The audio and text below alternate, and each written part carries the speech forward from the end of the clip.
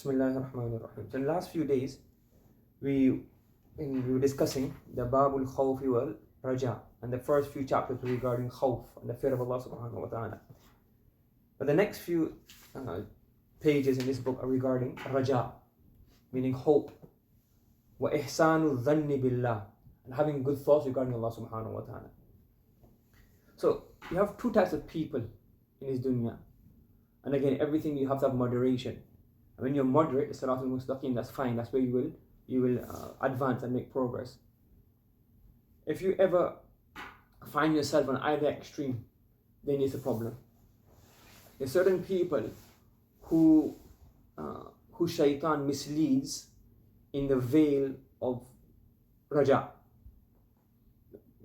That everything, they do anything they want. Allah is Ghafoor Rahim, Allah is forgiving, Allah is merciful, and then that's an excuse that they use. That's a khada'. The shaitan makes them makhdu' and deceived in this aspect. Yes, and they want to do everything and any sin and very reckless behavior in terms of their approach to Allah subhanahu wa ta'ala. They do things just on this premise that Allah will forgive me. This is also a deception.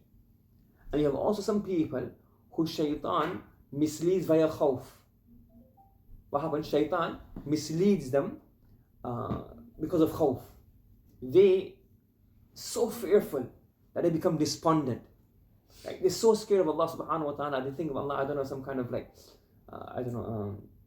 as if he's like a cruel leader, or he's in charge of a dungeon or something, that he just wants to, any excuse he gets, he's going to throw us in fire of Jahannam. And shaitan just plays on that, and they end up losing hope. And they almost end up as if they don't trust Allah will forgive their sins. They just completely lose hope. And then they stop doing actions as well. They think, oh, I'm doomed anyways, just forget it. What's the point? I'm going to go to Jahannam anyways. What's the point? I'm evil anyway, so what? I can never please Allah. I can never make Him happy. That's not how it works. Allah subhanahu wa ta'ala wants a moderation and a balance between fear and hope. And that's what taqwa, that's what Siratul Mustaqim is. And if you go on either extreme, then you will not be successful, you will have problems.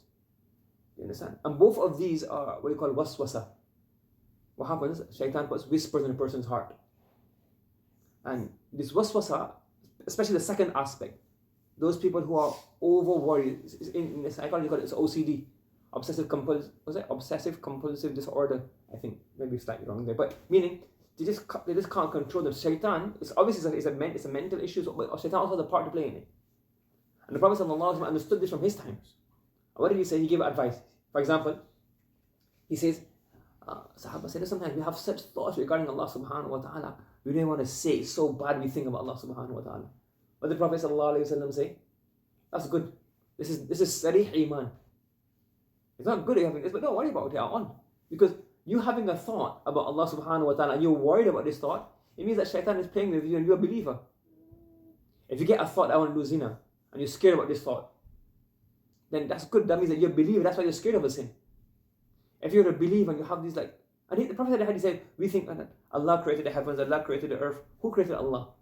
Like, where did it start from? Where is it beginning? So even Sahaba, this is sometimes hard to comprehend because we're human beings. We live in a finite world and a universe. We can't understand certain things beyond this universe.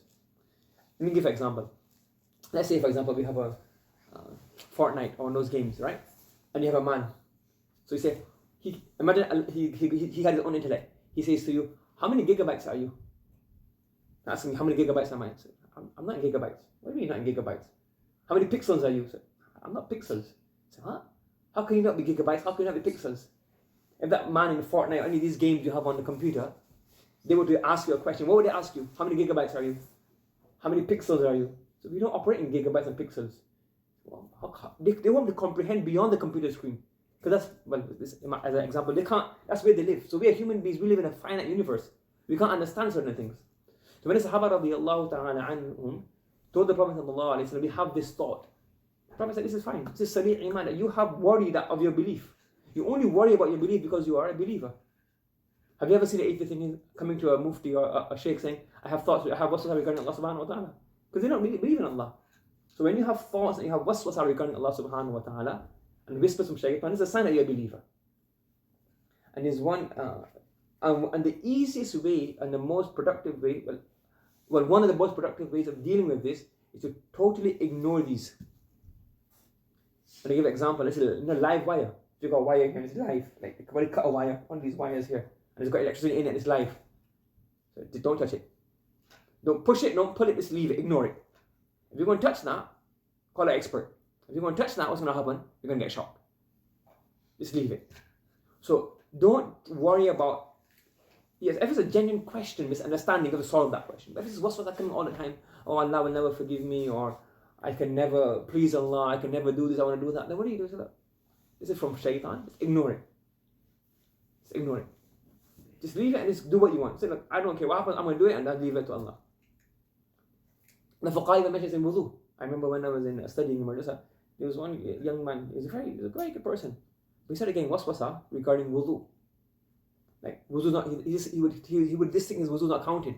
And he would wash his hands, like, he'd be doing wudu for like 10-15 minutes. He'd come in the wudu khana, he'd be doing wudu, we leave the wudu khana, he'd be doing wudu. And you might laugh, it might think it's funny. To a person who doesn't understand this, it might seem funny. That, how can you do wudu so many times? But shaitan plays with you. What do the fuqaha say? You just wash it 3 times. And after 3 times, if it's dry, it doesn't matter. Khalas. That's a fatwa. You wash it 3 times, and even if you think something's left out, leave it. Finish. No more. You leave the waswasa. You understand? Don't wash your hands more than 3 times. Because then shaitan's going to play with you and make you into a toy, and just destroy you with all these waswasa. So sometimes so one way is that shaitan makes you too reliant upon Allah, too much in his hope. And that's why we have Babul Khawf, the ahadith and ayat of fearing Allah subhanahu wa ta'ala. Don't just think you'll get away with everything. You have to respect the religion, you have to respect Allah subhanahu wa ta'ala and carry out his commands. And there's another one is that people get so overawed and so scared of Allah subhanahu wa ta'ala, and shaitan uses both ways. And this way, and he makes people completely, they become just mentally just completely gone. And it's very easy, this concentrate yourself and look, I'm going to do what I'm supposed to do. The Quran says, pray 5 times salah, that's it, I'll pray 5 times salah. And if I miss a salah, I do tawbah, istighfar, and it's forgiven. That's all, that's it, nothing else. I'm not doing anything else. I believe in Allah, yes. I believe in His angels, I believe in the books, I believe in the last day, I believe in the resurrection, and that's it. I don't care whatever thoughts come to my mind, I'm saying, I proclaim that. I want to believe in these things, I don't care what comes to my mind, just ignore those. I fast in Ramadan, if it's counted, not counted, I don't care. This is for people who have this problem. I don't care. I'm fasting from beginning to sunrise to sunset. That's it. Nothing else. I'm not doing anything else.